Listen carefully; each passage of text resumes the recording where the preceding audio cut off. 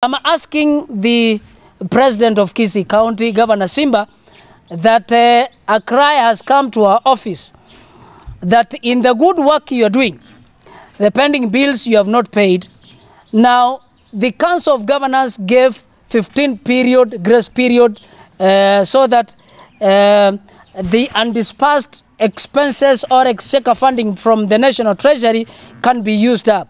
It is sad to know that Kisii County CEC, Bwana Abincha, left the checkies for the contracts which were made, and they went to Nairobi Treasury only to realize that we are losing 3 billion going back to the National Treasury.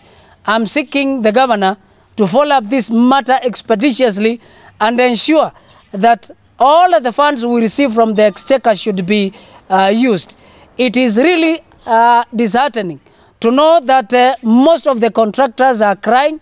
They have bills to cater for, they have bills to pay, yet we are having huge funds going back to the national government. And to that respect, I want to thank you and request my brother to give the final remark.